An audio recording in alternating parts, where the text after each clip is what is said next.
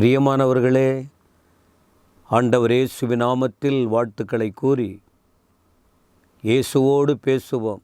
இந்த வார்த்தை பாருங்க, அவர் நம்மோட பேசுகிறாரு.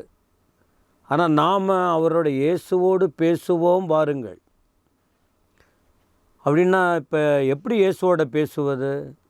அவர் தான் நம்மோட பேசிக்கிட்டே இருக்கிறார். ஆதி முதல் இந்த நாள் வரைக்கும் தம் பிள்ளைகளோடு பேசுகிறார், இடைப்படுகிறார், உணர்த்துகிறார், தெளிவாக்குகிறார், நடத்துகிறார், அற்புதமான காரியங்களை செய்து கொண்டிருக்கிறார்.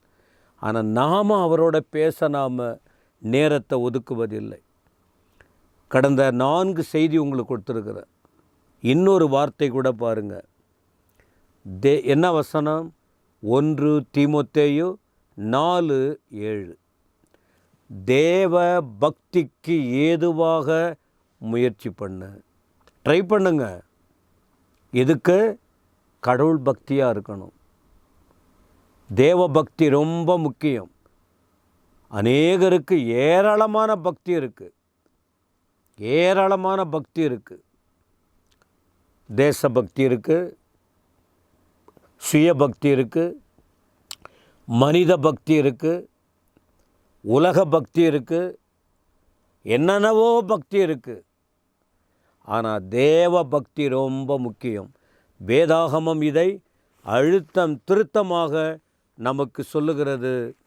தேவ பக்திக்கு ஏதுவாக முயற்சி பண்ணு. சரி, அப்போ தேவ பக்தியாய் வாழ்ந்தால் நமக்கு என்ன பலன்? கஷ்டப்பட்டால் கண்டிப்பாக மேலே வர போகிறாங்க. வேலை செஞ்சால் நிறைய சம்பளம் வரப்போகுது. இரவு பகலாக விழுந்து விழுந்து விழுந்து படித்தால் உயர்ந்த நிலைக்கு அவங்க வரப்போகிறாங்க. நல்ல மார்க் எடுத்து வெற்றி பெற போகிறாங்க. வேர்வை சிந்துகிற அளவுக்கு உழைத்தால் உடல் சுகமாகுது. அந்த உழைப்புக்கு ஏற்ற ஊதியமும் கிடைக்குது. அப்போ தேவனுக்கு இந்த உலக ரீதியில் அப்படி இருக்கும்போது தேவ பக்திக்கு ஏதுவாக முயற்சி செய்து தேவ பக்தியாய் வாழ ஒப்பு கொடுக்கும்போது தெய்வம் விட்டுருவாரா? மனிதனே ஒரு கஷ்டப்படும் போது மனுஷன் என்னென்னவோ கொடுக்குறாங்க. மனிதனே ஒரு மனுஷன் மேலே சிலர் அக்கறை கொள்ளும்போது தேவன் சும்மா விடுவாரா? சரி, அப்போ என்ன நடக்கும்? அப்படி என்றால் 2 விதமான ஆசீர்வாதம் கிடைக்கும். தேவ பக்தியாய் நடந்தால், வாழ்ந்தால் 2 விதமான ஆசீர்வாதம். 1 தீமோத்தேயு 4:8. தேவ பக்தியானது, தேவ பக்தியாக முயற்சி பண்ணு. அப்படி தேவ பக்தியாக நீங்கள் இருந்தீங்கன்னா இந்த ஜீவனுக்கும், இந்த ஜீவன், இந்த உலகத்தில் உலக வாழ்க்கை,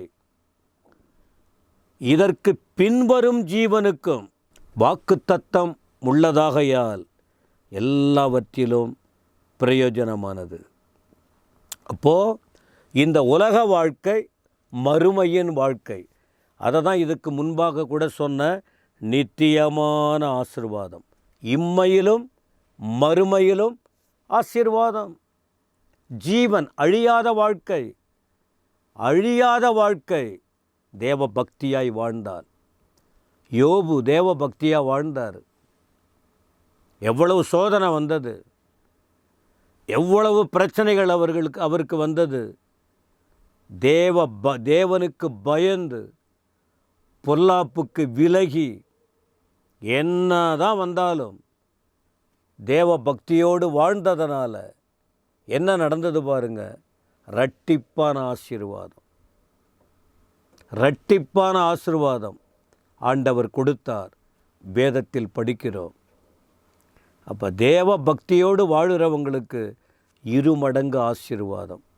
இந்த இடத்துல அது மிகப்பெரிய காரியம் என்னன்னு சொன்னால், இந்த உலகத்திலும் இந்த ஜீவன் பிழைக்கிற இந்த ஜீவனுக்குட்பட்ட அனைத்து காரியங்களையும் கொடுக்கிறார். பின்வரும் மரணத்துக்கு பிறகு கூட இனி வரக்கூடிய காலங்களில் ஒரு ஆசீர்வாதம் உண்டு என்பதை இந்த பரிசுத்த வேதம், தேவ பக்தி, அதனுடைய பிரதிபலன் தெளிவாக சொல்லப்பட்டிருக்கு. மரணத்துக்கு ஒரு மனுஷன் மரித்த பின்பு அவ்வளோதான், போயிடுறான், மண்ணுக்கு மண்ணாக நினைக்கிறோம் நாம். இனி வரும் ஜீவன், அதற்கும் வேதம் தெளிவாய் சொல்லுகிறது. அதில் கூட அவனுக்கு தேவ பக்தியாய் வாடுறவனுக்கு ஒரு ஆசீர்வாதம் இருக்கிறது என்பதாக. மட்டுமல்ல, 1 தீமோத்தேயு 6ஆம் அதிகாரத்தின் 6ஆம் வசனம் கூட படித்து பாருங்க. தேவ பக்தியாய் வாழ்கிறவர்களுக்கு ஆண்டவர் என்ன கொடுக்கிறார் தெரியுமா? மனதிலே ஒரு அமைதி, உள்ளத்தில் அமைதி, திருப்தியான வாழ்க்கை. நீங்கள் எவ்வளோ சம்பாதித்தாலும் திருப்தியே இல்லையே. தூக்கமின்மை, வாழ்க்கையில் நிம்மதியே இல்லை. பாட்டெல்லாம் பாடுறாங்க நிம்மதி இல்லைன்னு. எவ்வளவு கஷ்டப்பட்டுக்கிட்டு இருக்காங்க, நிறையா இருக்குது, ஆனால் நிம்மதி இல்லை, மனசில் நிம்மதி இல்லை. நான் ஒரு வார்த்தை விளையாட்டாக சொல்லுவேன், நாம் கஞ்சி குடித்தாலும் நிம்மதியாக இருக்கணும். பிரியாணி சாப்பிட்டு நிம்மதியாக இல்லாமல், ஆடை அலங்காரங்கள் இருந்து நிம்மதி இல்லாமல், சாதாரண கஞ்சி குடித்தா கூட மனசில் நிம்மதி இருக்கணும். இந்த நிம்மதி என் இயேசு கொடுக்கிறார், இந்த அருமை ஆண்டவர் கொடுக்கிறார். எப்போ? தேவ பக்தியாக. இதை படிக்கிறேன், கொஞ்சம் பாருங்களேன். 5ஆம் வசனத்தில் கூட, கெட்ட சிந்தை உள்ளவர்களும் சத்தியம் இல்லாதவர்களும் தேவ பக்தியை ஆதாய தொழில் என்று எண்ணுகிறவர்களுமாய் இருக்கிற மனுஷர்களால் உண்டாகும் மாறுபாடான தர்க்கங்களும் பிறக்கும். இப்படிப்பட்டவைகளை விட்டு விலகு. இதை ஆரம்பத்தில் கூட சொன்னேன், 4:7. இப்படிப்பட்டவர்களை விட்டு விலகு. 6ஆம் வசனம் சொல்லுகிறது, போதுமென்கிற மனதுடனே கூடிய தேவ பக்தியே மிகுந்த ஆதாயம்.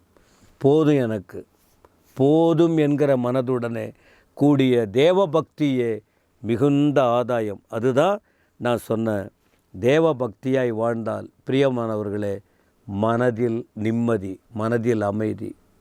அது மட்டுமல்ல, திருப்தியான வாழ்க்கை. கொஞ்சம் இருந்தால் கூட ஒரு திருப்தி. இதை ஆண்டவர் தான் கொடுக்க முடியும், ஆண்டவர் தான் கொடுக்க முடியும். இந்த ஆண்டவரை அறிஞ்சிருக்கீங்களா நீங்கள்? இல்லை இன்னும் அறியலையா? இந்த வசனத்தை கேட்டிருக்கீங்களா? இல்லை இப்போ தான் கேட்குறீங்களா? கொஞ்சம் யோசித்து பாருங்களேன், முயற்சி பண்ணி பாருங்களேன். நீங்கள் நல்லா இருக்கணுன்னு தானே ஆண்டவர் பேசுகிறாரு, உங்கள் வாழ்க்கை நல்லா இருக்கணுன்னு தானே ஆண்டவர் பேசுகிறாரு. யோசிங்க, ஒப்பு கொடுங்க. இப்படிப்பட்ட பக்தியாய் வாழ்ந்து பரிசுத்த தேவன் அருளும் ஆசீர்வாதம் பெற்று வாழ கர்த்தர் உங்களுக்கு உதவி செய்வாராக. கர்த்தர் உங்களை ஆசீர்வதிப்பாராக. ஆமேன், ஆமேன்.